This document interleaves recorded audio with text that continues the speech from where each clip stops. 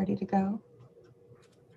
So Representative Landry, you weren't here when we were discussing it. Both Representative Ordway and I have bills over in taxation, so you may see us pop out, but so I'll try to let you know when I'm going to pop out. Very good. We'll try to keep it going. I'm sure you will. As Representative Martin has pointed out, you do it much more smoothly than I do, so. Well, I'm glad Representative Martin is right there to bail me out. When did I say that? Oh, I'm just kidding you. Senator, we're live. All right, we're ready to go. Good morning, everyone. I'm Jim Dill. I'm the Senate Chair of IFW, and I want to welcome everyone here this morning. We have 5 work sessions on our agenda this morning, and so to get at it, we will do introductions, and then we'll get right into it. So with that, Representative Lyford. Good morning, Senator. Peter Lyford, District 129, which is Clifton, Eddington, Holden, North Brewer, and Vesey. Representative Martin. Good morning, Mr. Chair. Mr. Chair, who always does a great job. My name is Dan Martin. I represent House 150, located in northern Worcester County. Representative Mason. Good morning, Mr. Chair. I'm Rick Mason, District 56, serving the great people of Lisbon. Representative Ordway. Good morning, Senator. I'm Lester Ordway. I represent District 23, which is most of the town of Standish. Representative Neto. Good morning, Senator. Kathy Neto. I represent District 78, which covers all of Winslow and the best part of Benton. Representative Alley. Good morning, Senator Dale. I am District 138 and Johnport Beals area. I won't bother to name them all. Okay. House Chair Landry. Good morning, Senator Dill and everyone. Scott Landry, I represent District 113, the towns of Farmington and New Sharon. And right across the valley this morning, I shot 20 turkeys with a 300 millimeter lens. They were in full strut and going for it. We should be shooting them with a shotgun. Representative Terrio. Thank you, Mr. Chair. Good morning. My name is Tim Terrio. I represent District 79, which is Albion, Benton, most of Benton, China, and Unity Plantation. Thank you. And as I mentioned, I'm Jim Dill. I represent Senate District number 5, which is Northern Penobscot County. Our clerk today is Linda LaCroix, who keeps all of us running smoothly. And our analyst is John Clark and Rachel Olson. And they're the ones that present all of the bills to us and try to keep us straight on what we're doing with the bills. Again, I remind everybody, please keep yourself muted until you're ready to speak. That way that will cut down on the amount of background noise. And with that, we'll launch right into our work sessions. And the first one we have is LD 257, an act to expand the hunting season for deer. Hey, good morning, committee. I'm joining you again today for LD 257. LD 257, which is an act to expand the hunting season for deer, is a concept draft. The committee was holding LD 257 to see if the department was interested in using it as a vehicle for anything. The department has indicated that it does not have an interest in using it as a vehicle for anything. And so I'm bringing it back to the committee today. It's still in concept draft form. When it was first brought forward, it was put forward by request for Bob Laflamme or Laflamme. And he talked about the need potentially for extending the deer season to address holdups and slowdowns in the meat cutting process and facilities. So there was some talk about that, and I'll just remind the committee that they are writing a letter to the department around the antlerless deer permitting to look at that system, and that some discussions around the deer season or other elements might come back in the report that the department will bring back as a result of that letter. Great, thank you. Are there any questions for Rachel? Representative Martin. Thank you, Mr. Chair. Not necessarily for Rachel, but Mr. Chair, do you recall the piece of legislation regarding ATVs, size and weight limits during the last session? I was just wondering if that's coming back in some form or fashion. It is. Great. Thank you. We have it all scheduled, actually. Great. Thanks. Yep. Any other questions? I see Deputy Commissioner Peabody's here too. So does anybody have any questions for him on this particular bill? If I remember right, we do have kind of a comprehensive deer bill that we have carried over, and the department's going to be working on the whole deer issue, the permits and management and that type of thing. So I think if Deputy Commissioner, if you want to unmute yourself and introduce yourself. Deputy Commissioner of Fisheries and Wildlife, and what's been presented here is correct on our position on 257. We did, as we testified to, we can provide more outreach information off our website on meat cutters available in certain areas, and also through our hunter education, our Recruitment Retention Act Reactivate program, R3, we can also talk to people about meat processing. I think we'll address this bill. Great, thank you. Any questions for Deputy Commissioner? Seeing none.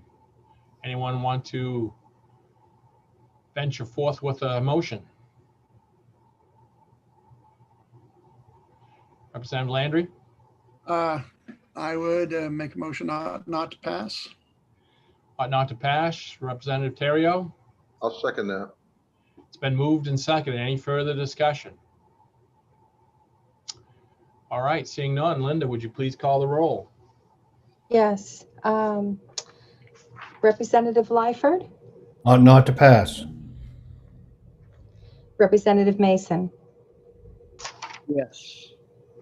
Representative Hepler is not with us right now, nor Curry, nor Senator Black. Senator Dill, Yes, ought not to pass. Representative Landry, Yes. Representative Terrio, Yes. Representative Danny Martin, Yes. Representative Ordway, Yes. Representative Alley, Yes. and Representative Nadeau. Yes. And Representative Martin is not there, so 9 in favor, unanimous. 9 in favor on ought not to pass and 4 absent. So on LD 257, an act to expand the hunting season for deer, it is an ought not to pass. I will close the work session on LD 257 and we'll open up the work session on LD 943, an act to improve turkey tagging by allowing electronic tagging. So this one's mine. Good morning. This bill would require the commissioner to establish a system for electronically tagging wild turkeys and allow a person to electronically tag a wild turkey pursuant to that system. The department provided you a lot of information via email, and that's been posted on the committee's page as well under the committee materials link. I won't go through all of that, but there was information on the turkey collaring study and the violations for failure to tag and other turkey violations over the last for 2018 and 2019. So you have that information, and obviously Mr. Peabody's here to talk about that if you have questions. The other thing that is worth mentioning is during the hearing, as you will recall, the department, while it was opposed to the bill for a variety of reasons, did make a suggestion for a possible amendment that it felt it could support, which would be removing the tagging requirements for the fall season and keeping them for the spring season. So that's what I have. All right, great, thank you. Are there any questions for John? All right, any questions for Deputy Commissioner Peabody? Anybody has? Representative Terrio. Thank you, Mr. Chair. Yeah, is the department's okay with just doing the fall and from then on? I guess I didn't realize that. I'd like to hear from Mr. Peabody. Sure. Senator Dill, if you'd allow Nate Webb to come into the discussion. Yep. And he can Yep. update the committee and be better prepared to answer some of the detailed questions. Okay, I believe he's in. Can you unmute yourself, Nate? There you go. Good morning. Nate Webb, Wildlife Director with the department. Okay, who was that? Did he ask? Representative Terry, you want to ask a question again? Yeah, you guys are all set with online tagging in the fall, but just not this spring, so it'd be too soon. Is that what I'm understanding?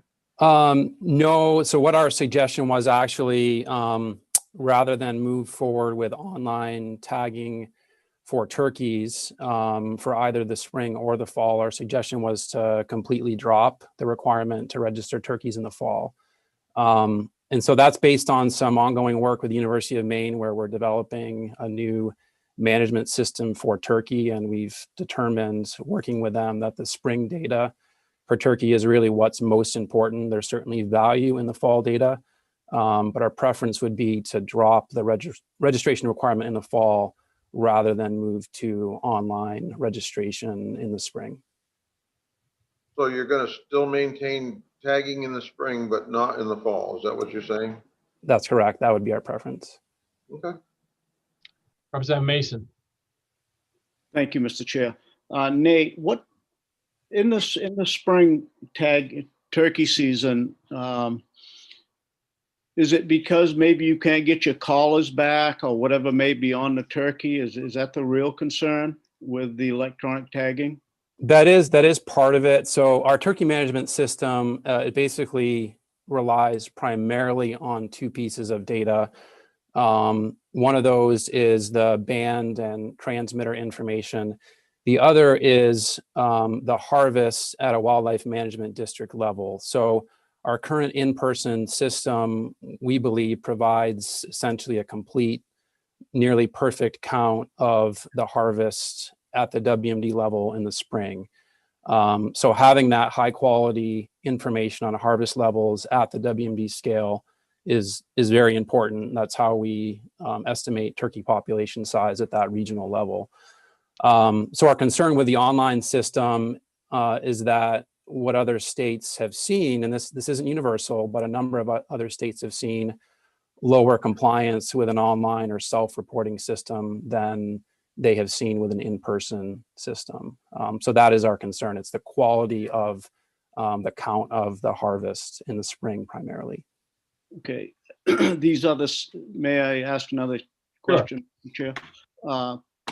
With these other states that are doing electronic tagging, are they seeing more enforcement issues as far as summons for untagged turkeys? Is that what's going on? That's a great question. I'm not sure I could speculate on that part of it. We may want to draw in the colonel for a conversation about enforcement.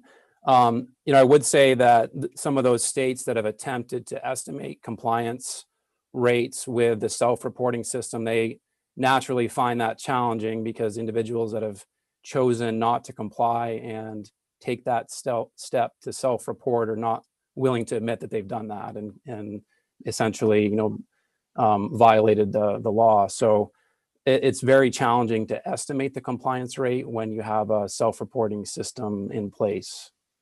Okay. Another question, Mr. Chair. Sure. Maybe it's more of a statement than a question, but I just recently overhauled my liability insurance for my company and personally, and I did everything off my phone, DocuSign. I mean, very thorough. And I just think with everything that's going on today, I just think that there is a way to do this. And I support the department, don't get me wrong, but I just think this needs to be more investigated to try to make this work, especially for the hunters that I'm trying to save Representative Stetka's marriage here, his wife travels a long ways to tag a turkey yeah, so I just think that it needs to be looked at and try to figure something out for these hunters. Thank you. Deputy Commissioner Peabody, did you want to weigh in on this? Thank you, Mr. Chair. I just think I'll make the committee aware that, and I spoke to Director Webb this morning about what are we talking about here? What do we have to develop for an app? And I don't think we know in its entirety. And as to, if you said you wanted to do it this afternoon, how long would it take us to actually develop the app to deliver this product? And probably if we started today, spring of 2022, you might have something. And I'm personally unsure of a fiscal note, what type of a fiscal note would be on it right now. But I think with what Representative Mason's asking, some of that exploration may be worthwhile for this committee, because it's just going to push it further down the road before we could even implement anything, if that's how the committee chose to go. Thank you. Representative Martin. Yeah, thank you, Mr. Chair. Good point, Deputy Commissioner. Well taken. However, what we could do in regards to any electronic piece of legislation is put an effective date that would satisfy the department and give them enough time to develop the app and et cetera. And that could always be done.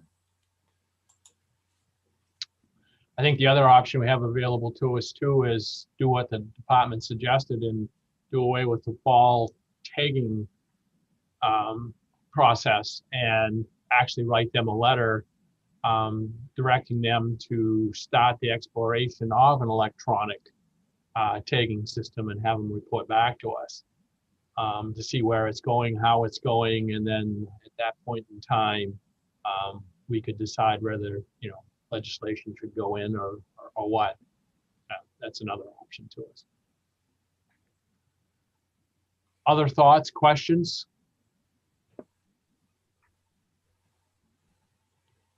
Seeing yes, Representative Mason. Could I put in that motion to direct the department to do that? Yep. Do you want also the fall tagging to go away, or? Yes. Okay. Yes. Yeah. Right. Is there a second to that? Seconded by Representative Alley. Discussion. Representative Martin. Yeah, Mr. Chair, I'm not sure I understand the motion. That would be a motion to ought to pass as amended. Is that correct? Correct. Ought to pass as amended. The amendment would be that we would eliminate fall tagging of turkeys and send a letter to the department directing them to explore the possibility of developing a process for electronic tagging in the future. Is that correct, Representative Mason? Yes, sir. Thank you, Senator Dill. Representative Clark, I mean, John Clark. I demoted you, John. Thank you. I just wanted to mention you could do the letter, or since you're going to be amending this bill and removing it as a vehicle, if you pass this that eliminates the fall hunt and put in an unallocated section, doing essentially what you would do in a letter saying, department, can you look at this, and then giving yourself authority to report out a bill next year, you'd have a built-in vehicle if you wanted to do that. So that's be another way to do it. All right, that sounds good. Representative Mason, does that sound okay with you? Yes, sir. All right, Representative Martin. Mr. Chair, just clarification. So we wouldn't be sending a letter, and we'd be specific in writing something in the legislation itself. But would that include a study or moving forward on electronic tagging for all species? Not in this bill. This is strictly turkeys. All right. I would think the electronic tagging part Representative Martin I think we have a separate bill on that anyway. And I think it's a separate issue. Yeah, thank you. Nate. Yes, thank you, Senator Dale. I would just offer, I guess, a suggestion from my perspective. If the committee would like us to pursue further investigating the online option, I do think there would be value in retaining the fall tagging requirement until that investigation is complete and sort of a final decision is made on the fall tagging. There is value in the fall information. It's less important to us than the spring. But I guess my view is that if we were to go down the road of providing an online option, then from my perspective, there would be value in keeping the fall registration. Okay, Representative Mason.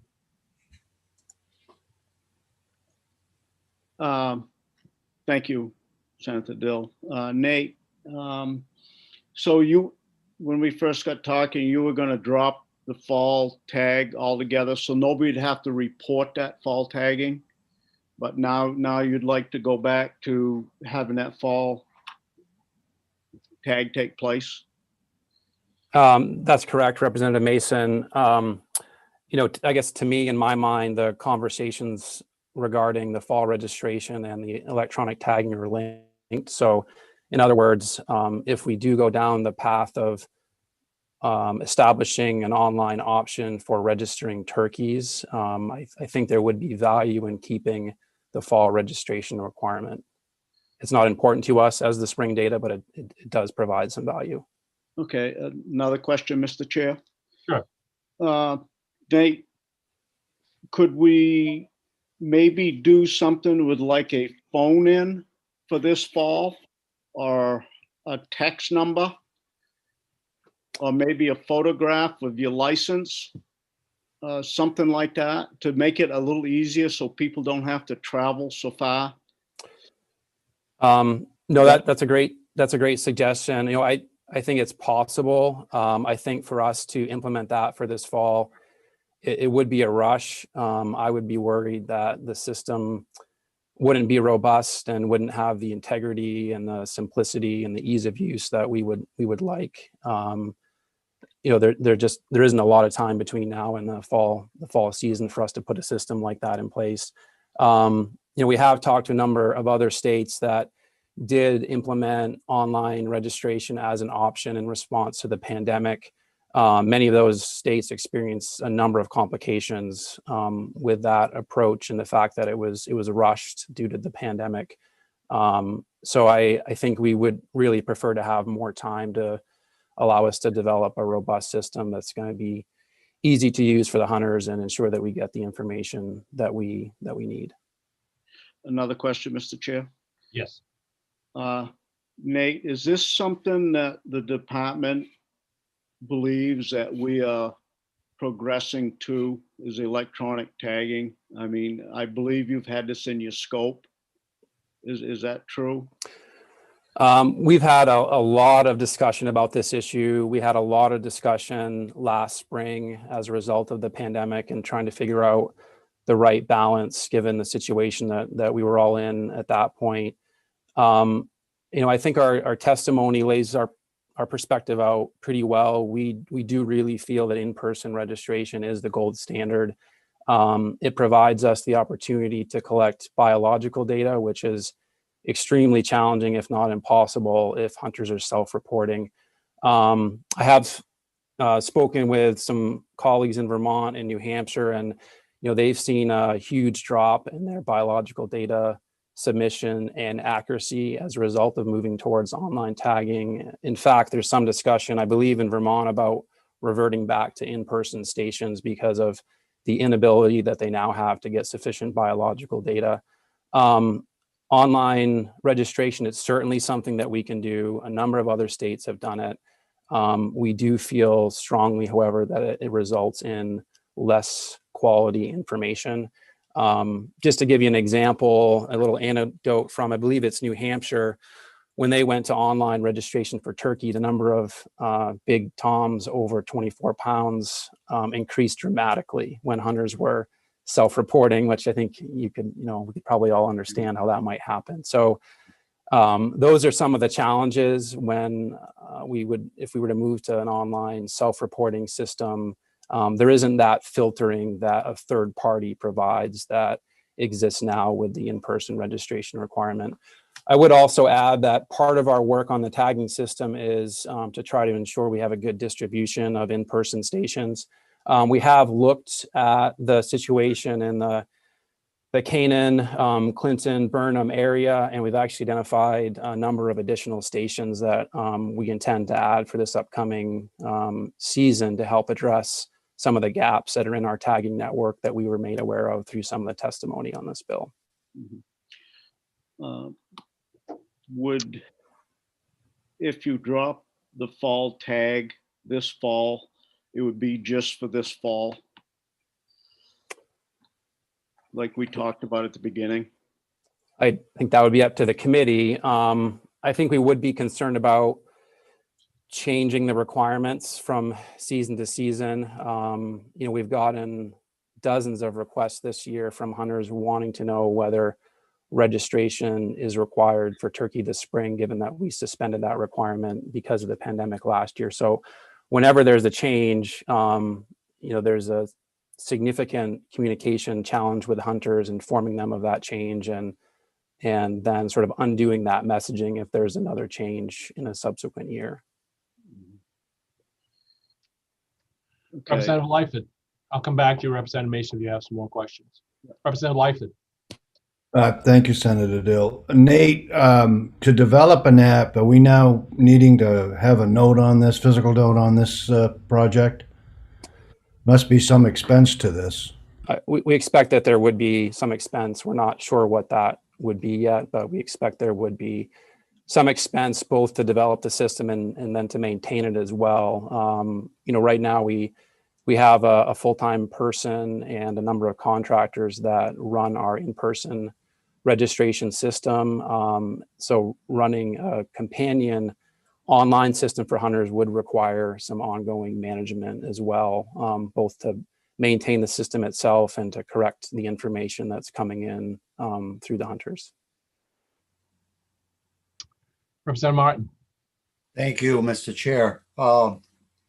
Earlier, a motion was made in the spirit of compromise to move this forward as amended, and that was based on the testimony, Nate, that you presented and suggested and recommending that fall turkeys shouldn't be. There was no need to further tag turkeys during the fall. Now you've reversed your position after a motion was made, and I just have a little bit of concern on that. Why the reversal, and why half an hour ago or 15 minutes ago you suggested there was no need for that, and now that you're reversing your position, I'm just questioning the methodology here. Sure. No, thank you, Representative Martin, for the opportunity to clarify. We do feel there's value in the fall registration data for turkey, and I think we had laid that out in our testimony. It is of less importance than the spring information. Our suggestion, I believe in our testimony, was that if the committee did want to take a step to alleviate some of the burden for hunters, that our preference would be that you consider dropping the fall registration requirement altogether rather than moving towards an online system for turkey, both for the spring and the fall. I guess my statement this morning was relative to the motion that I guess, as I understood it, would have essentially done both. So that being drop the fall registration as well as direct us to further explore an online system.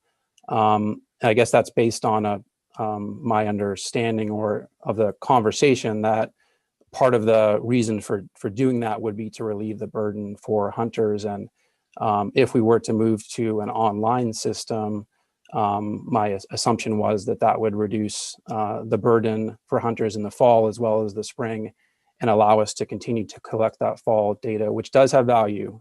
It's of less importance in the spring, but it is information that we use to help with managing turkeys.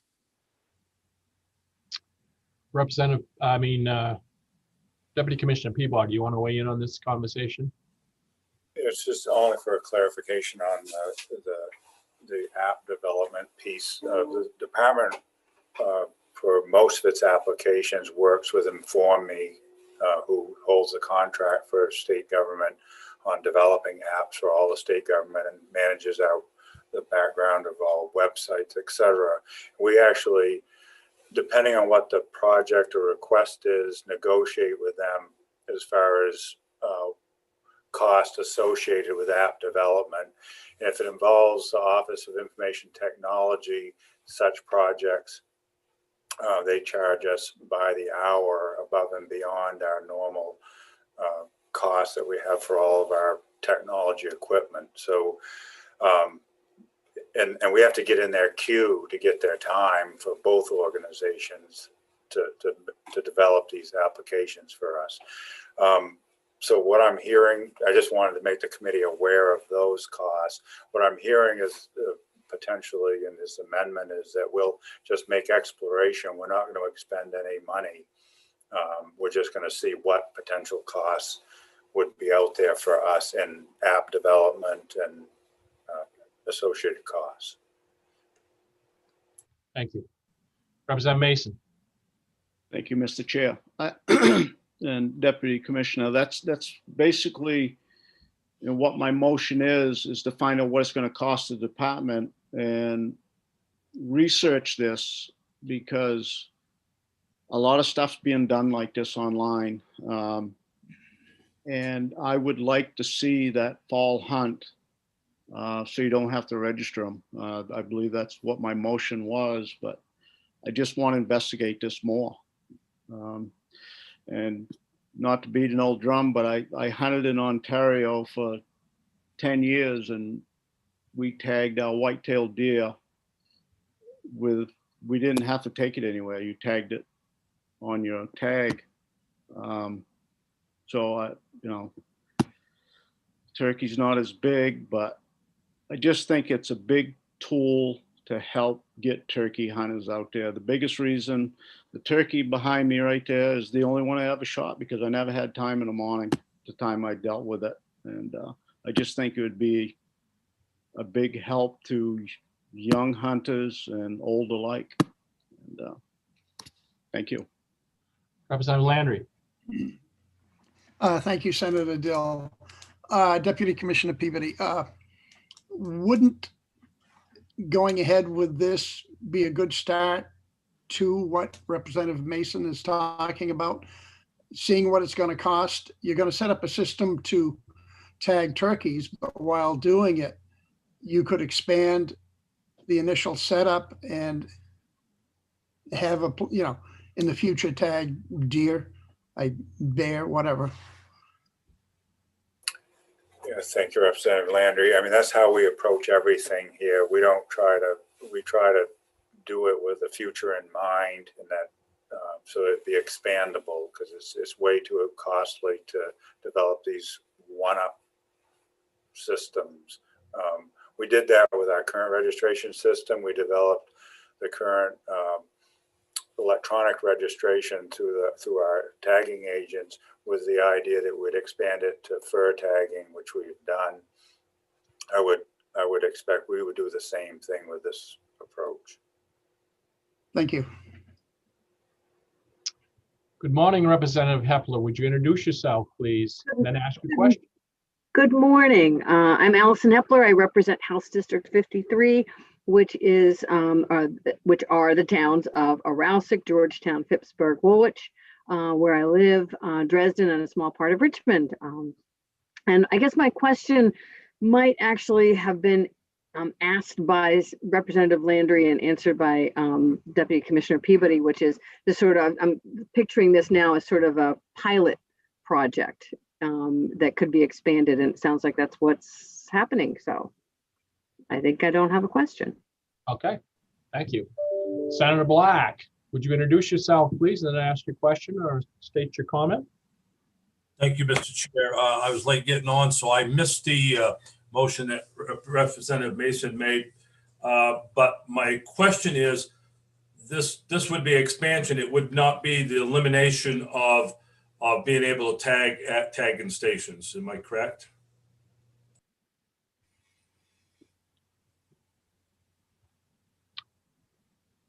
whoever could answer it.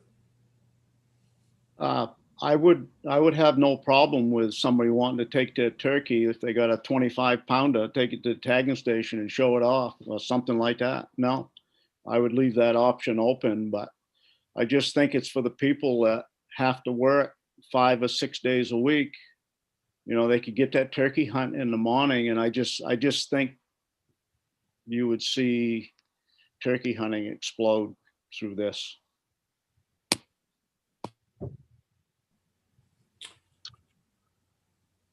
All right, other questions, comments? So we do have a motion. John, would you read back the motion we've got? Whoops, Representative Martin. No, thank you, Mr. Chair. No, I just want clarification on the motion to ensure that the motion does not include the requirement that fall turkeys be tagged. John, would you read back the motion that we have in front of us at the moment?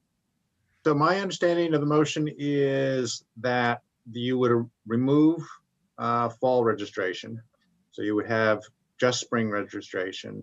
And then there would be an unallocated section, and that unallocated section would ask the department or direct the department to look at electronic tagging, the costs of that, timing, and how to do it effectively, and report back next year so that the committee could then respond to that and decide how it wanted to proceed. Representative Mason, does that capture what you were thinking? Yes, sir. That is what I like to see. I would like to see the fall registration drop this, yeah.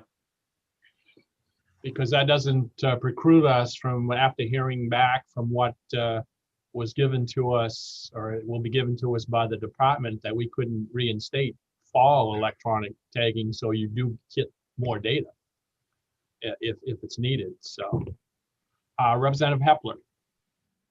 Thank you, Mr. Chair. Yeah, I guess that was where I was headed, was that we could try it, eliminate, you know, the fall tagging season, and see if there is like a huge increase in reporting of 25-pound turkeys. All right. Any other questions or comments? All right, we have a motion in front of us. Linda, would you please call the roll? I will. We'll reverse the order and start on the other end of the horseshoe with Representative Naidoo. Yes. Representative Ali. Yes. Representative Ordway. Yes. Representative Danny Martin. Yes. Representative Theriault. Yes. Representative Landry. Yes. Senator Dill. Yes. Senator Black. Yes. Representative Hepler. Yes. Representative Mason.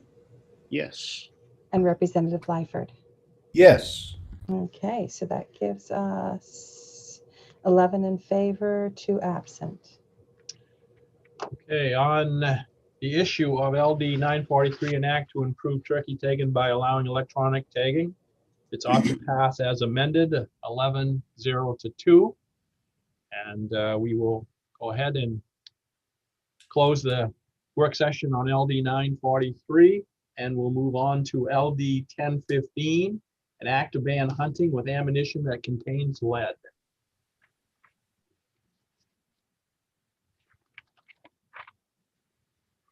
John.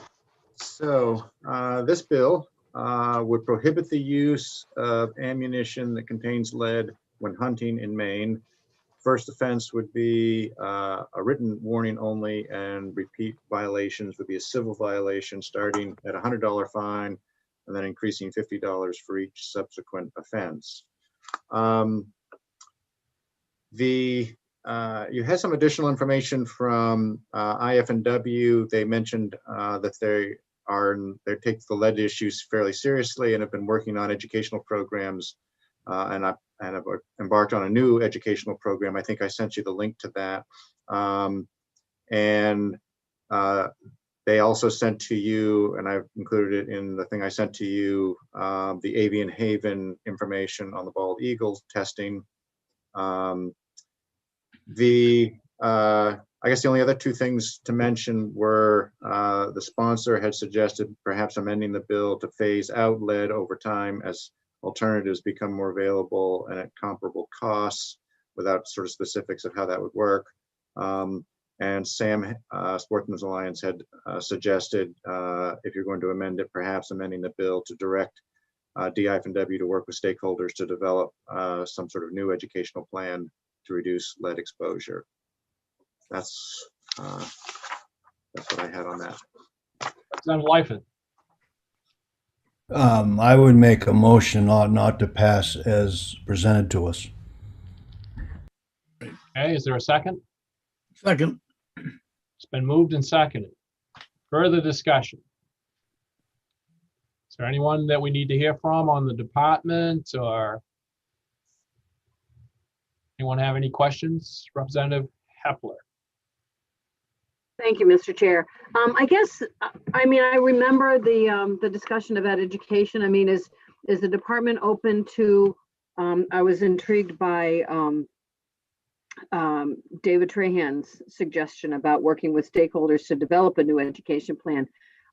Is there interest in from the department in doing that? Because it is something, I mean, I was really taken by some of the biologists that this is not going to go away, and we can all see the writing on the wall. And so I guess that's my question to the deputy commissioner, maybe? Sure. Thank you, Representative Hepler. Tim Peabody, Deputy Commissioner. You're absolutely right. The department has an ongoing analysis of this whole issue, for lack of a better term, as far as enhancing our education and our outreach. We have a very aggressive and active outreach program on all department programming right now. Very fortunate to have a active I&E division. This is just another high priority area that we can work on. As far as the stakeholders go, I can have Director Webb maybe weigh in on that aspect of it. But as we stated in testimony, the country is not ready for it yet. The manufacturers have to really support us as far as providing ready, available non-lead alternatives at a reasonable price. And until then, we need the aggressive outreach program. And like I said, if that doesn't answer you, I can have Dr. Webb weigh in. Representative, you'd like to hear from the Director Webb? Yes, thank you. Director. Good morning, Nate Webb, Wildlife Director. No, I think the Deputy Commissioner covered it very well. This issue, it is of national significance. State agencies across the country are working on this issue along with partner organizations. Here in Maine, we've had a number of conversations with Sportsman's Alliance of Maine and David Trahan, who's been very supportive and helpful to us. We're also members of the North American Non-Lead Partnership. And in fact, just a couple of days ago, we had a meeting talking about hopefully setting up some demonstration days and other events this summer if we can find some non-lead ammo to help move this discussion forward. As the Deputy Commissioner alluded to, we have done quite a bit of outreach already using our virtual options, social media, et cetera, but that has been hampered somewhat by the lack of availability of all types of ammo. Representative Theriault. Thank you, Senator. Yeah, Deputy Commissioner took all my thunder, because that was what I was going to say is when manufacturing catches up with what we can offer to the public, and phase out what we've got going, I think it'll be much more effective. But right now, we're just not ready. And yeah, I think we need to ought not to pass and just move on. Director Webb, do you already have a stakeholders group, or has it all been kind of pretty much internal in the department on the educational program and development? I would characterize it as informal at this point. There are a number, certainly Avian Haven has been very involved in the conversations.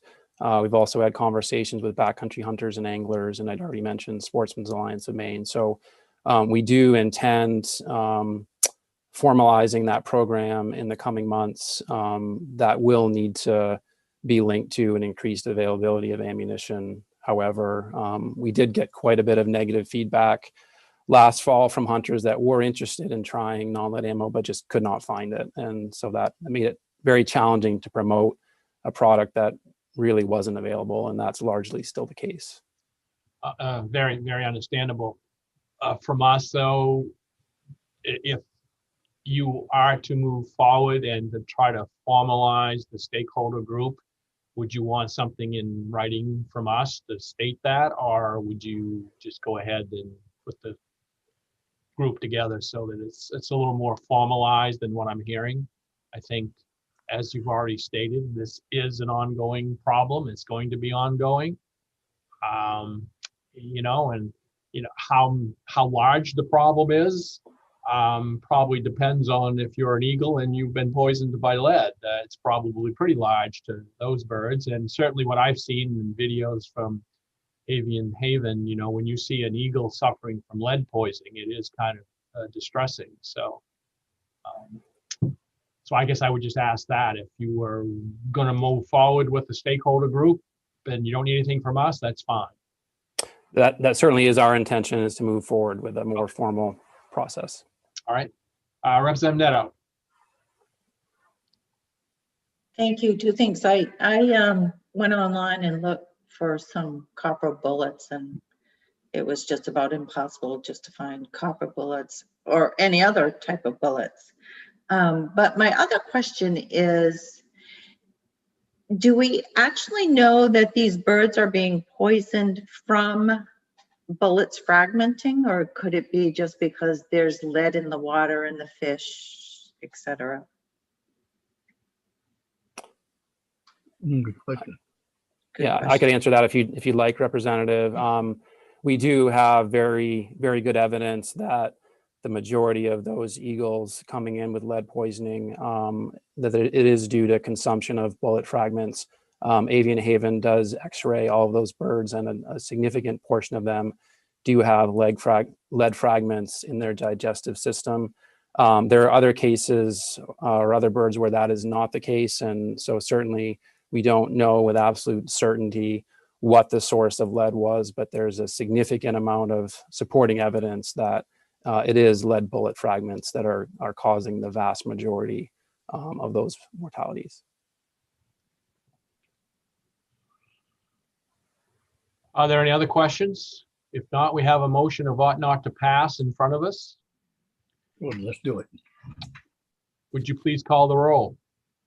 Yes. Representative Lyford, Yes. Representative Mason, Yes. Representative Hepler, Yes. Senator Black, Yes. Senator Dill, Yes. Representative Landry, Yes. Representative Terrio, Yes. Representative Danny Martin, Yes. Representative Ordway. Oh, he must have left us. Okay. Representative Alley, Yes. Representative Nadeau. Yes.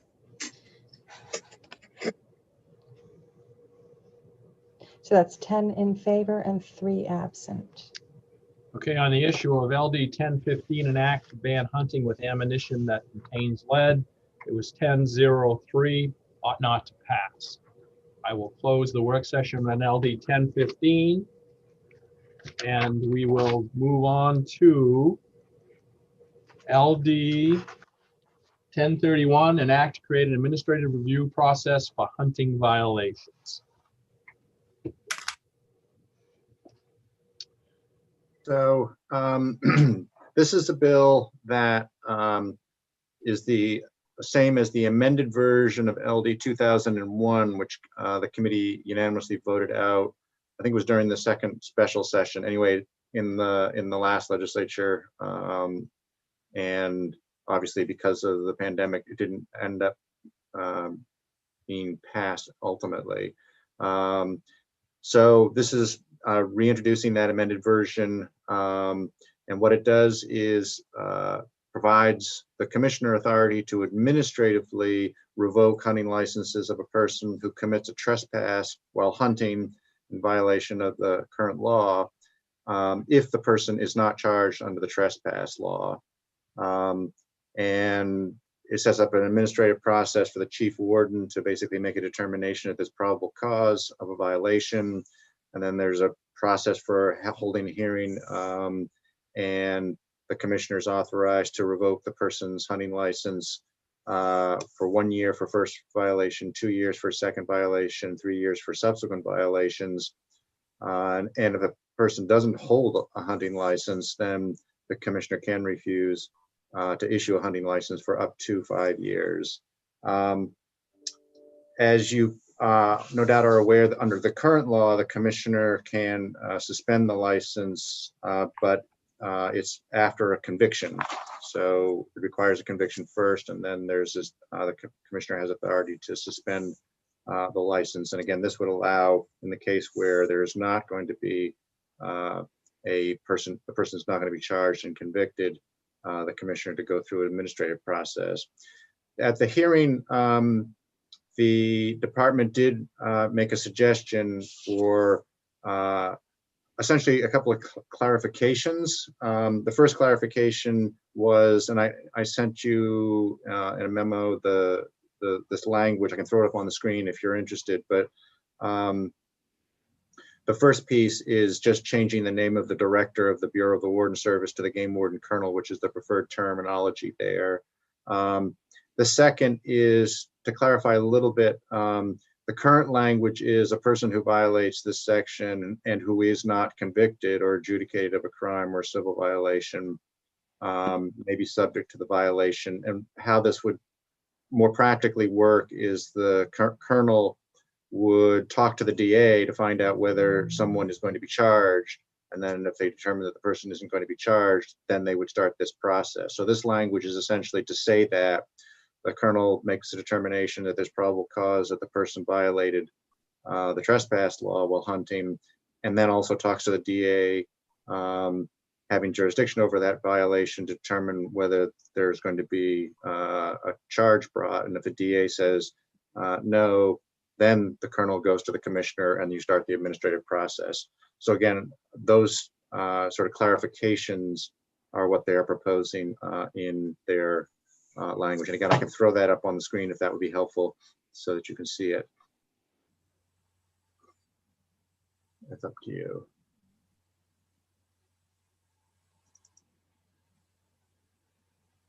We lose Representative Landry? I think we did. Here we are. I got lost. So he's going to put up some information that he just presented, a couple amendments, possibilities of language. So if you want to do that, John. Okay.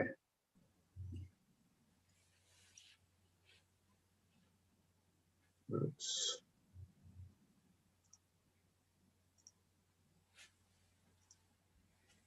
Okay, do you see the screen with language? Yeah. Okay, so the two changes, the first part here is essentially just mirroring what happens in the second part. So the real sort of substantive change occurs here. This is where the process of the administrative process begins. Again, just changing the name of the director of the Bureau of Warden Service to the Game Warden Colonel. That's the preferred term there. And then here, rather than having it be the person hasn't been convicted or adjudicated, have it that the colonel has determined after consultation with the district attorney that the person will not be charged with the crime. And once that determination is made, they go forward. So again, it's just a sort of a procedural clarification. That's practically how it would happen so that they would know that they're not going to be charged. And those were the suggestions from the department to clarify that. So I can stop sharing there.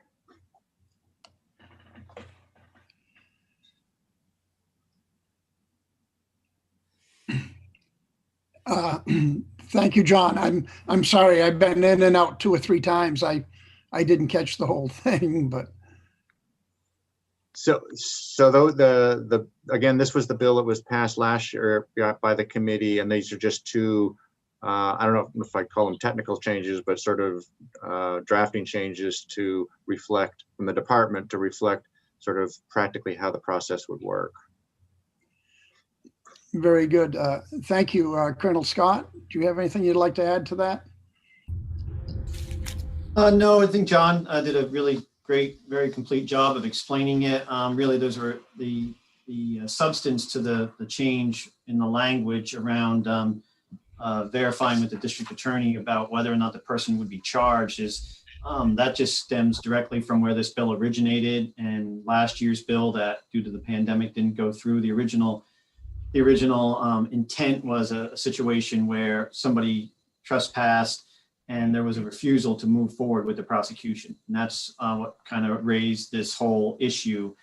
So this change to the language, the way the new bill was written, spoke to if somebody was criminally charged or adjudicated, the person had not been convicted or adjudicated. I mean, that language makes it sound like you could charge them.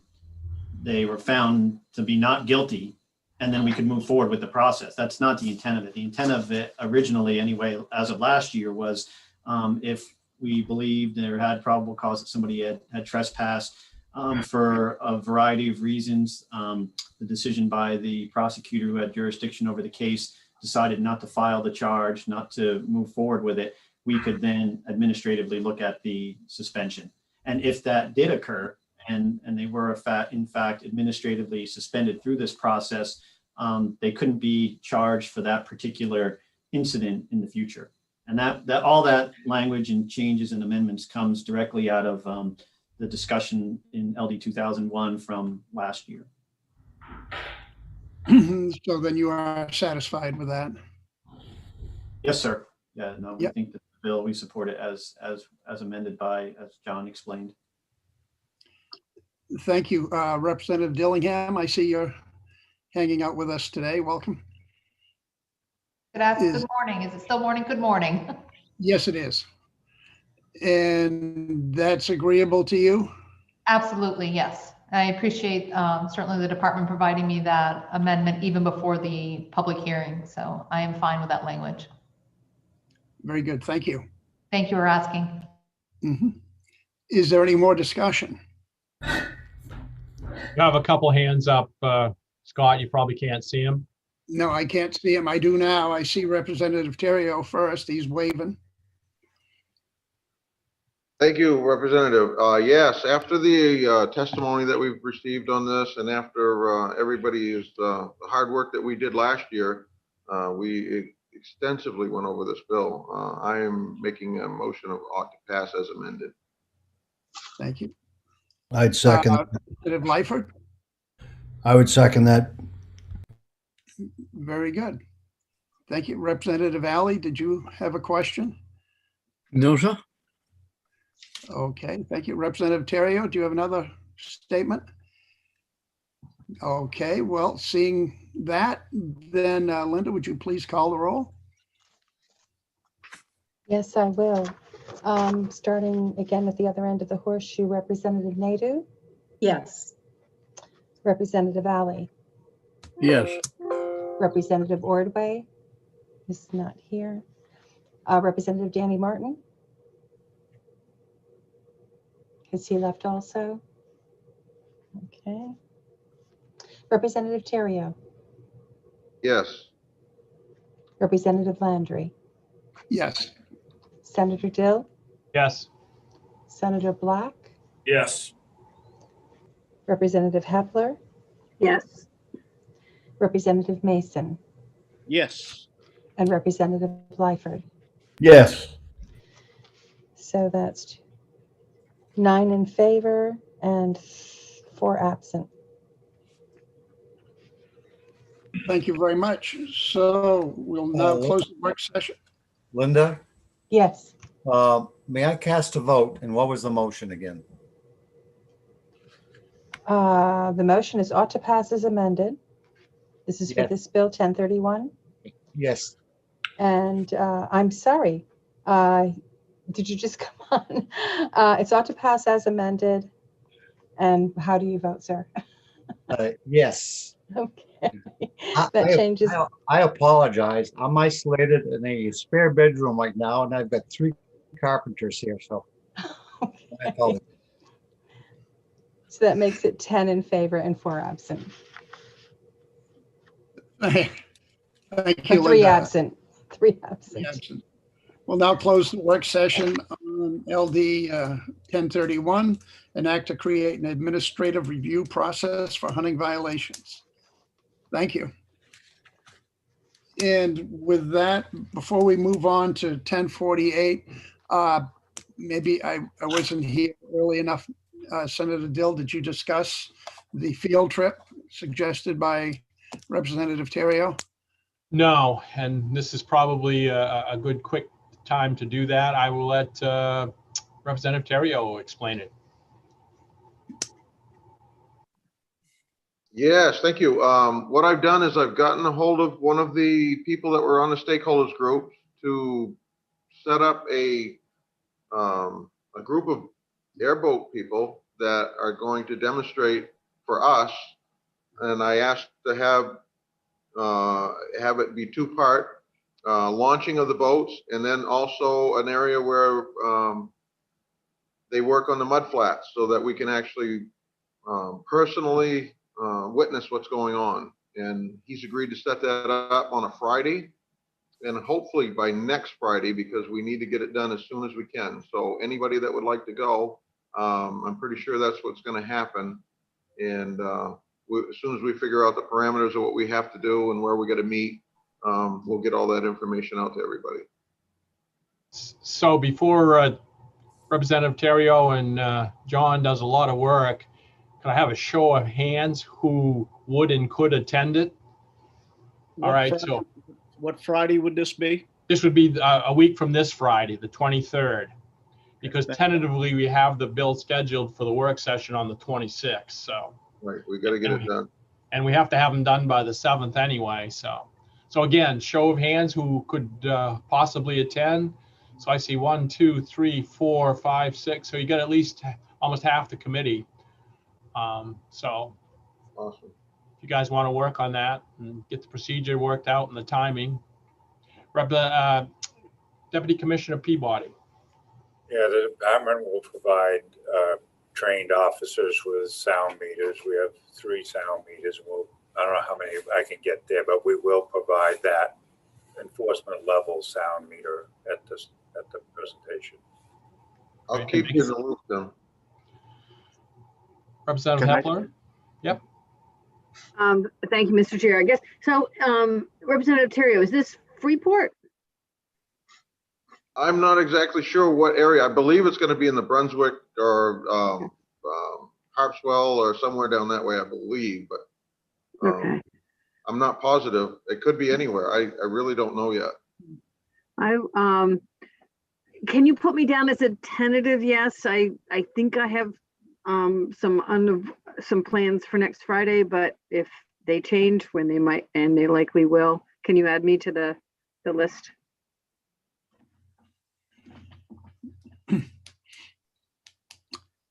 Most definitely. Yep. John, did you have something? Yeah, so I just wanted to mention there's sort of 2 ways you could proceed with this. One would be as a formal sort of committee meeting. And if that's the case, that would be, be open to the public. The presiding officers would need to approve it. You would be reimbursed for expenses and so forth. But it sounds like the other possibility, maybe I just saw Representative Terrio shaking his head, might be the preferable one, which is more informal, which to the extent you're setting this up and with the department and it's just whoever wants to show up and so forth, and that wouldn't require the PO approval. You would not be getting expenses. It wouldn't be a committee meeting. It would just be members of the committee who wish to show up. And so those are your 2 options. I just want to throw that out there. And I'm happy to talk further with you, Representative Terrio, about that, but I wanted to make that point. So. Well, what difference would it make? I mean, if we can get paid, well, why not? But I don't know that the formality makes any difference, does it? Well, the two issues for the formality would be is if it's really going to be sort of like a committee meeting, then we need to make sure it's open to the public and there's public notice. And again, the presiding officers would have to approve it and so forth. If it's more a matter of members just showing up to hear what the airboats sound like and it's whoever shows up, then that's not really a committee meeting. It's more a matter of individuals doing that on their own. So the reimbursement and the open public meeting with the presiding officer approval.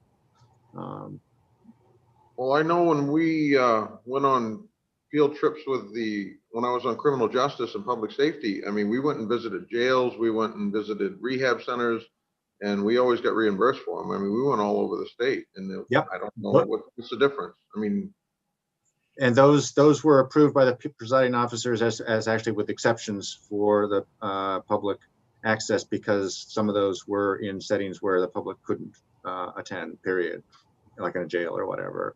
So, and you could make that request as well. So, and we can definitely talk more. It's up to you, Jim. I will leave it up to you guys to figure that out, Representative Terrio and John. I definitely am not going to be there. I can't do it next Friday. So I think however you want to work it out, if the presiding officers are okay. My only concern about is if we have it open, I mean, you're on a shoreline or something, so or public landing or wherever it's going to be, that's pretty much open access. Whereas I understand from what John said, if you were going inside of a jail or something like that, you know, the public couldn't get there. So I guess if you want it to be a committee meeting, then yes, it would have to be unless the presiding officers are willing to waive that issue, and that's not my call, that's their call. About you know, it's outside, it's whatever, it's probably open. So, but I will leave that to you and John to figure out with the presiding officers. Well, I guess my question is to the committee, do you care if you get paid or not? Because it doesn't matter to me at all. So if you don't have any concern. No, everybody's shaking their head no. So yeah, so then we'll just keep it as just an individual field trip. Yeah.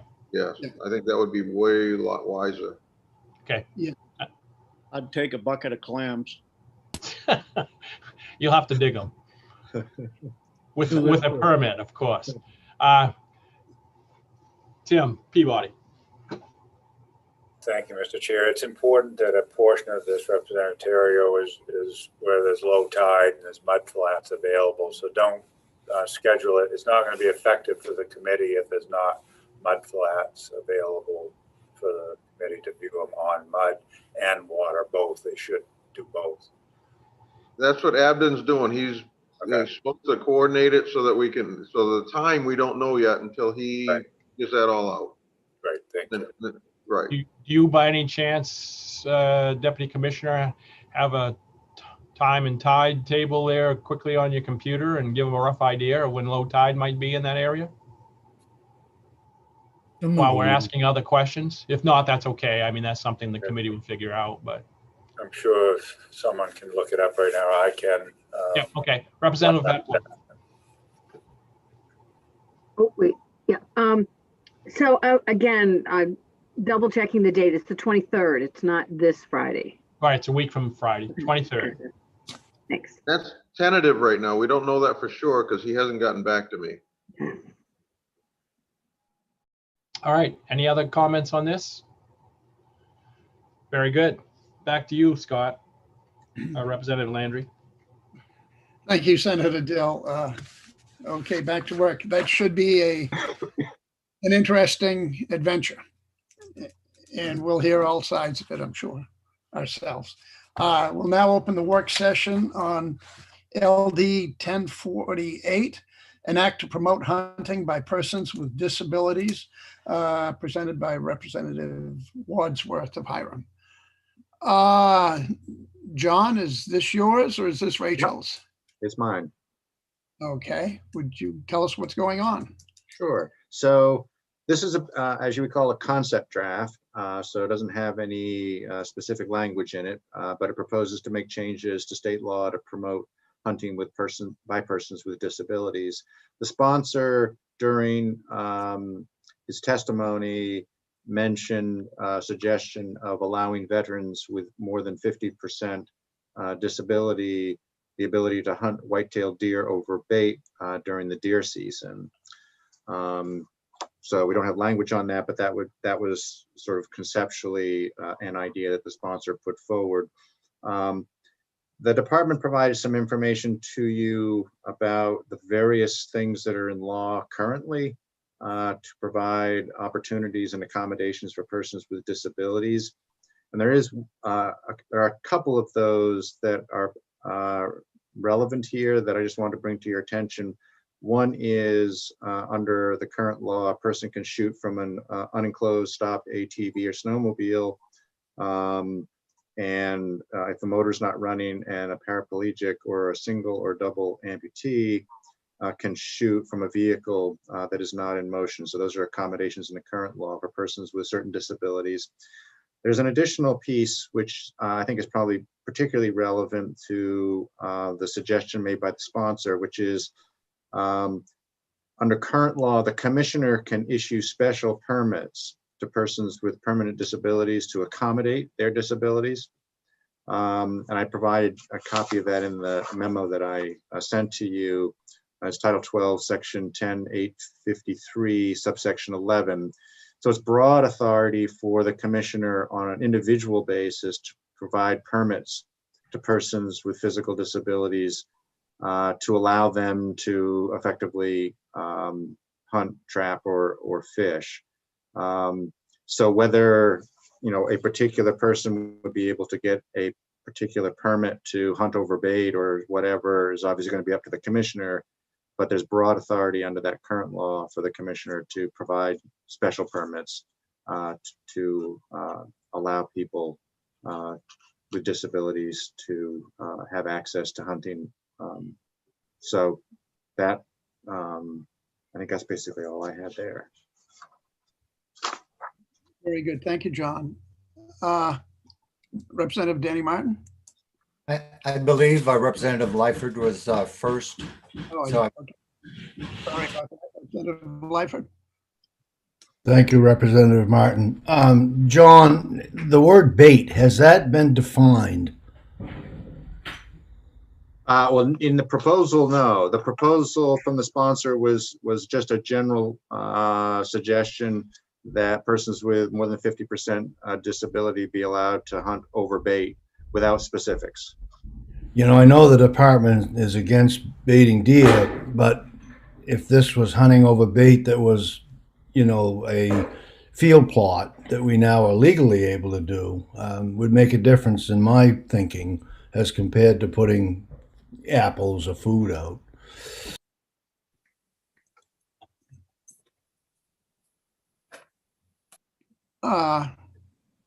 Representative Danny Martin? Yeah, thank you, Mr. Chair. John, I'm reviewing the testimony and I see 4 individuals testified. There was 2 testimonies submitted by the department, one in supportive of the bill and the other one neither for nor against. Am I reading that incorrectly? I think there was a mistake there. I think what you have is, and I'm trying to remember who it was. It may have been Colonel Scott. Testimony on the previous bill, I think may have ended up in the wrong category. I think there was only the one testimony from the department intended by the department to be on this, and that was Deputy Commissioner Peabody's neither for nor against. Thank you. Representative, Deputy Commissioner Peabody. Yeah, thank you, Representative Landry. Tim Peabody, Deputy Commissioner. Yeah, that was, I was just going to make that clarification that we were neither for nor against. We basically presented all the current law that was available for persons with disabilities. Okay. Colonel Scott, did you have something you want to add or? Just in response to, I think, Representative Lightford's, I don't know if it's a question or statement, but currently you are correct, food that is growing or feed plots, as you refer to them, are legal for everyone, and persons under who have disabilities can hunt over them, and they can also apply through our commissioner, as Deputy Commissioner Peabody stated in his testimony, to have special privileges to either shoot out of motor vehicles, shoot off ATVs, et cetera, et cetera. So just to clarify your statement or question, that is perfectly legal for them to do at this time. Yes, sir. Thank you very much. Representative Terrio. Always second. Colonel Scott just stole my thunder again. Yeah, it's like they can get a privilege to do anything they want now, and adding bait to that would give them an extra privilege that no one else could have. So that doesn't make any sense. We can accommodate any of their disabilities without any problem, but to allow them to sit over a specific bait doesn't make sense because we can't. They have the same ability to go to a flute plot, like Colonel said, and they can drive a vehicle or a four-wheeler or whatever under current law and set over that particular bait, and that's all legal. So to allow them to set up over a bait pile would give them special privileges, and I don't think that's correct. So I will not be supporting this language. Thank you. Deputy Commissioner, do you have something else you wanted to add? Yeah, I just wanted to clarify with the committee that the commission's authority is only to issue an exception necessary to overcome the disability. And so there is it narrows the scope of what the commission's authority is. So if a person can't walk, then you provide an exception for them to shoot from a motor vehicle or an ATV or whatever. But it's not a wide open authority by the commissioner to exempt anything. It's only the minimum exemption necessary to overcome the particular disability. Thank you very much. Is there any other discussion? Do I hear a motion?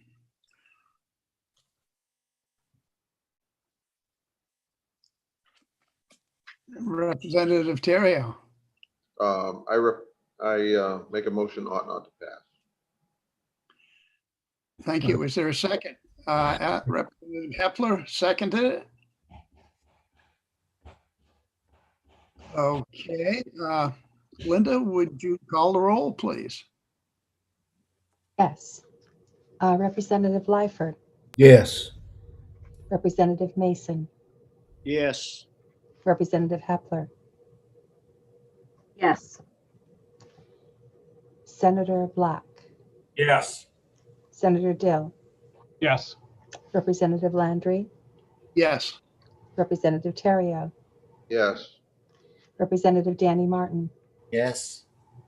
Representative Ordway, Yes.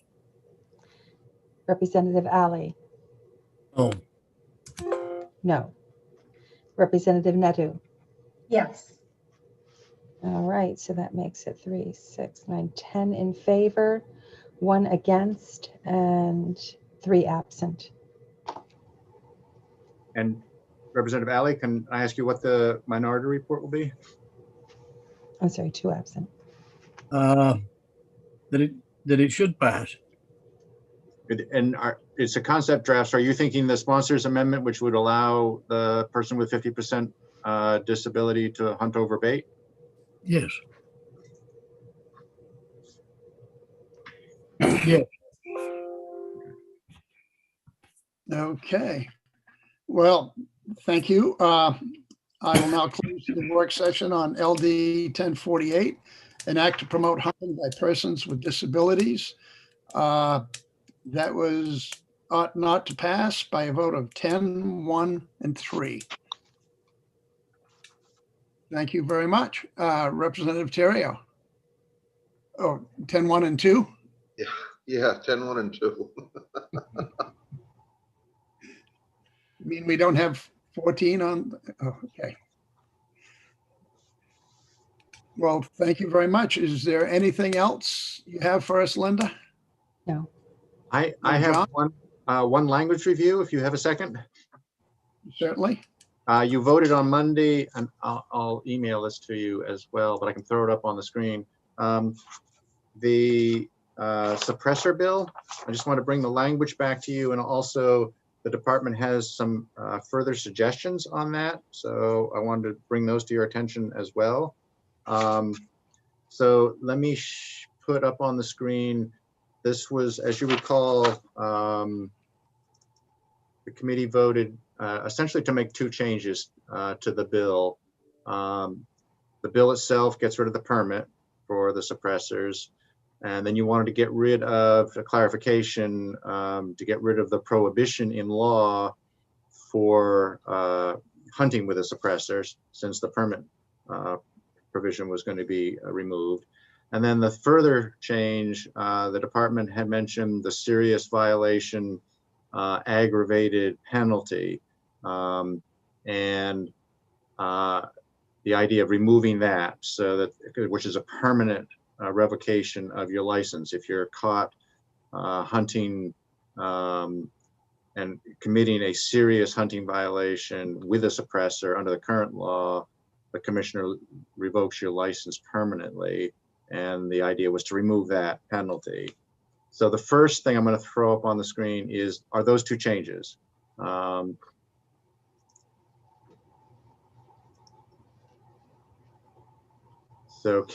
let's see. So hopefully you can see that. Is that visible? Barely. Okay, let me get it a little bigger here. No, it's good. That's good. Okay. So this again, we gets rid of the serious hunting violation and the serious hunting violation provision, which is the mandatory revocation of the person's license, permanent revocation. And then at the end, this provision, which is in current law, which makes it illegal to hunt with a suppressor without a permit. And so obviously getting rid of that along with the permit. So those were the two changes that the committee had talked about at the last meeting.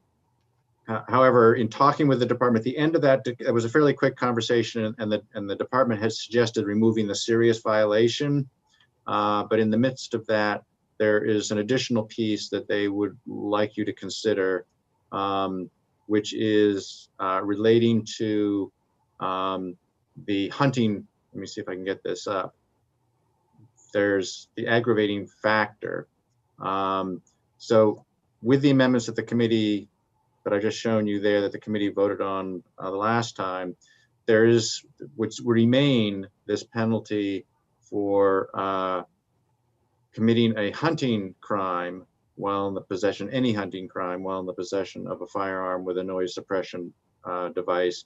And those penalties are $1,000 mandatory penalty and a 5-year revocation. And the department is interested in having you consider removing the mandatory $1,000 fine and changing this essentially to 3 years. And by doing that, it would basically move it over to the general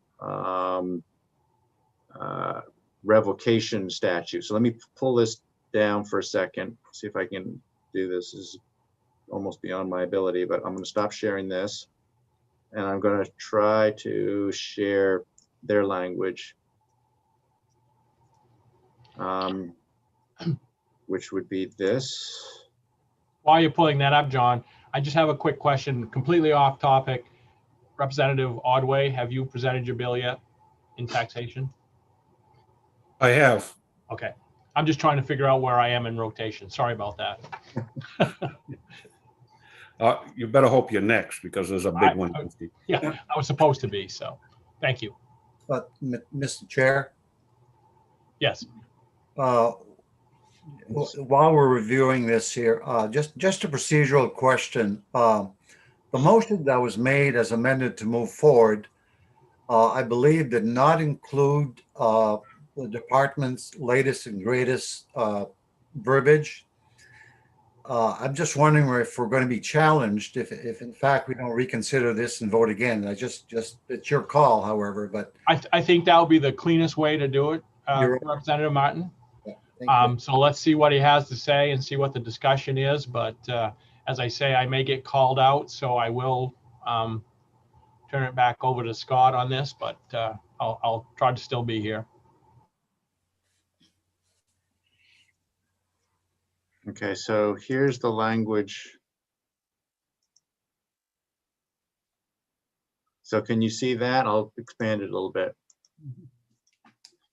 So this language would simply repeal all of the language associated with the permit and the enhanced penalties.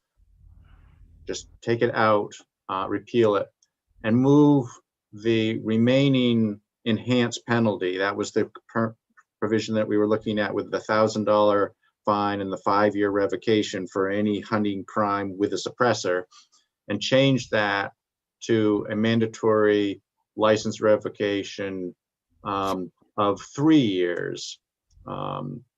So the $1,000 penalty would disappear, and rather than 5 years, it would be a 3-year revocation. And this would be if the person committed one of the crimes for which you can lose, for which the commissioner has to suspend your license for at least a year. So there's a list of those in the statute: closed season violations, hunting under the influence, and so forth. You can see the list here. For any of those serious offenses, the idea would be that the commissioner would have to revoke the license for 3 years if that was to have done with a suppressor. So that's the additional piece that the department is thinking would be, from their point of view, a further clarification and improvement over what was done the last time. But obviously this is an additional piece, and as Representative Martin indicated, I think it would be a reconsideration to put these on if you're interested. Thank you, John. Is there any discussion? Yes. Representative Martin, you muted. Thank you, Mr. Chair. I was just asking him to take the screen down. Thank you. Okay, thank you. Deputy Commissioner Peabody. I just wanted to apologize to the committee for some of these changes, but substantially changing a body of law that was built with a lot of penalty and suspension attached to it. And we're basically making something that was prohibited now legal, and it takes a minute to unravel Title 12 to make sure we got everything in order. And again, we apologize for keep coming back to the issue. We try to get it right while we're in there. Thank you. We appreciate that you not letting us mess it up too bad. Representative Lyford. Thank you. Just 2 questions. What was the vote on that? What was the vote count on that? I guess would be my first question. Does Linda, you have that? Was everybody in favor of that, I guess, is what I was unanimous? It was unanimous. Which, Yeah. And I guess I don't understand why we're taking away a $1,000 fine for such a violation, a serious violation. I like the $1,000 fine, to be honest with you. Thank you. Commissioner Peabody. Yes, Deputy Commissioner Tim Peabody. I'd let Colonel Scott weigh in on that, if you would, please. Colonel Scott. Sure. As the commissioner stressed, we're just trying to clean this up. And so we're going from an implement which was completely prohibited 6 years ago to one that we regulated fairly strictly through a permit process. It's kind of controversial legislation to begin with.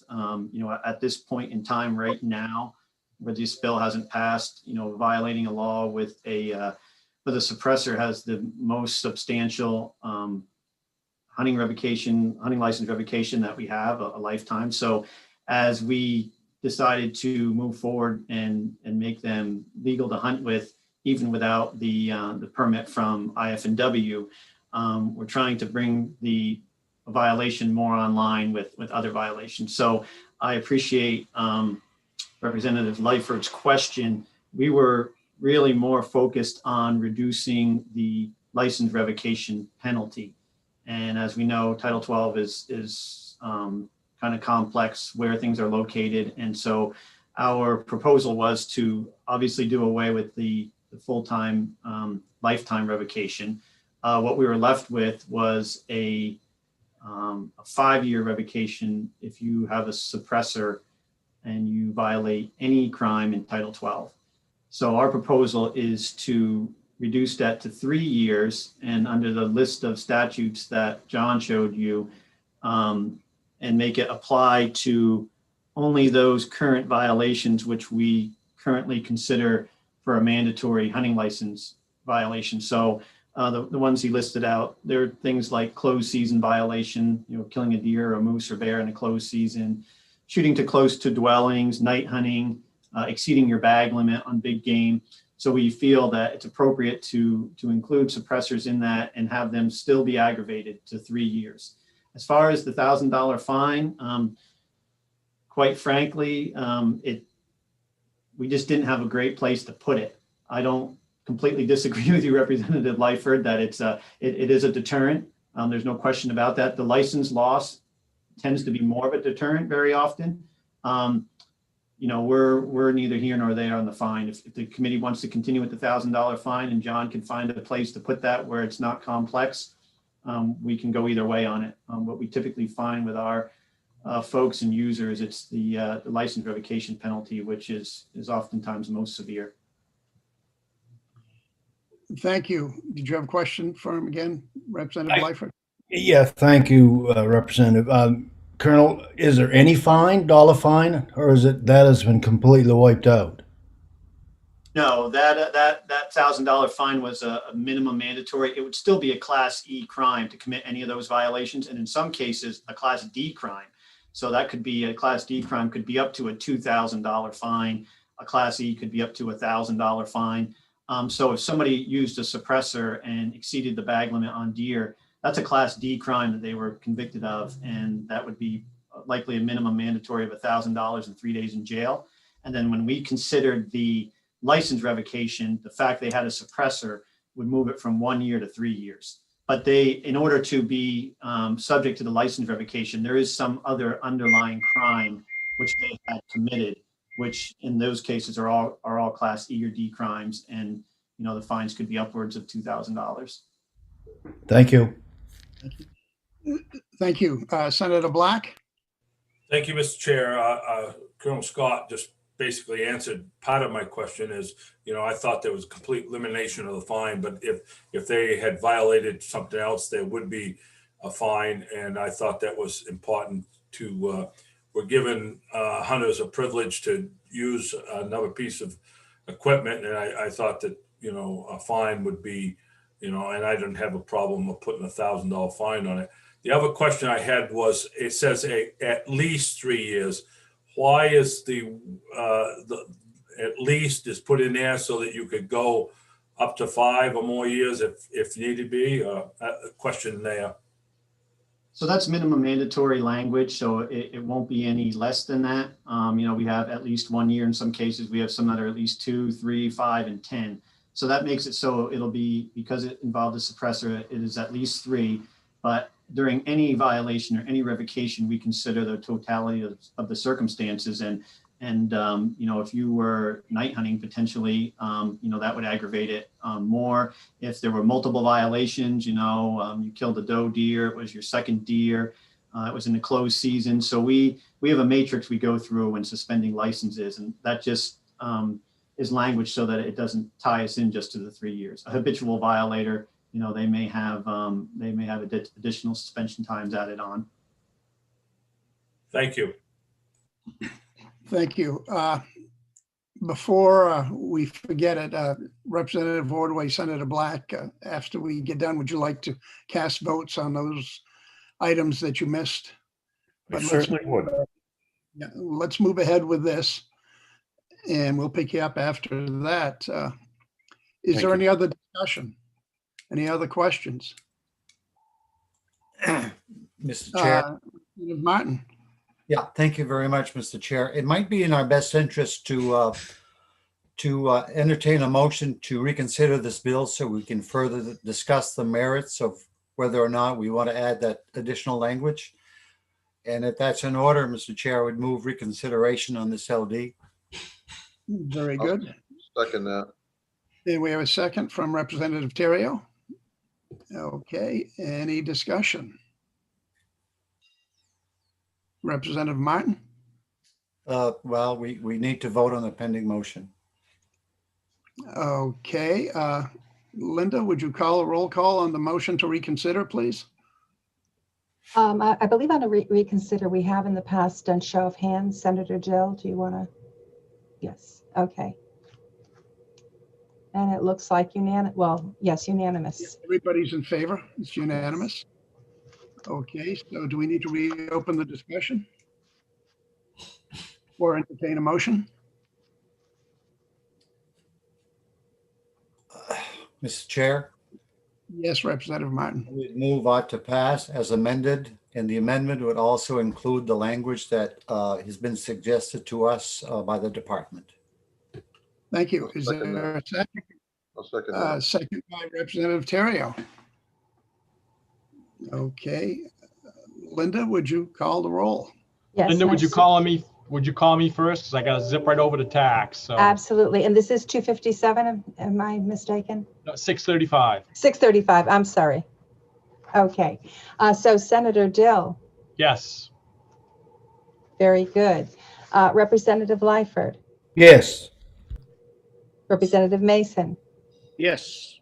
Representative Hepler. Yes. Representative Landry. Yes. Representative Terrio. Yes. Representative Danny Martin. Yes. Representative Ordway.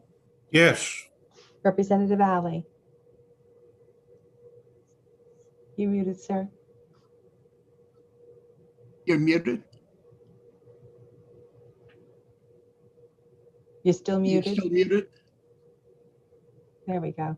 Okay. Yes. Okay. Representative Nadeau. Yes. So it's 10 in favor, 3 absent. I didn't vote. Oh, I'm sorry, Senator Black. I'm terribly sorry. Yes. Thank you. That was. It's 11. 11 in favor, 2 absent. 11 in favor, 2 absent on LD. That was 935. 635. 635. Very good. Is there anything else, John?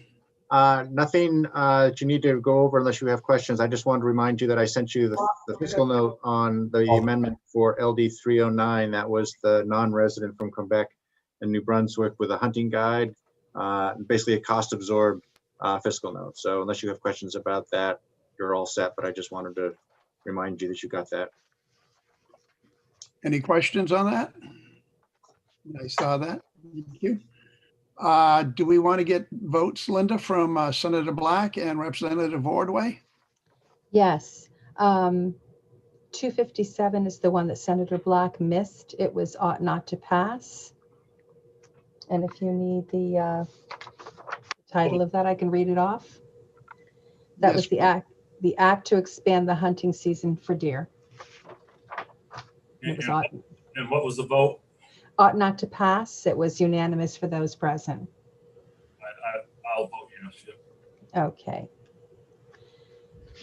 So that brings it to 10 in favor and 3 absent.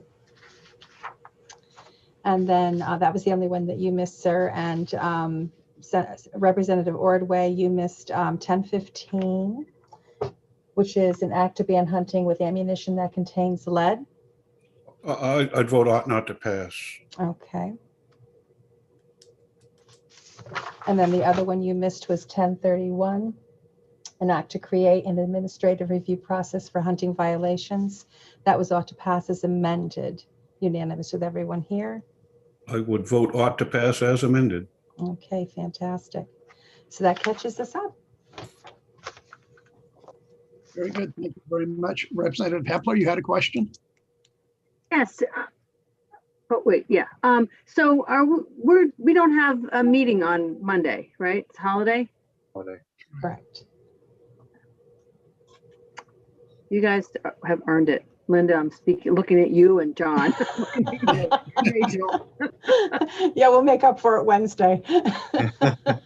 It's Boston Marathon Day. I was going to run it, but they canceled it. Representative Lyford, are you going to run it? Anyway, You're muted, sir. you're muted. I am not going to run it, and I would make a motion to adjourn.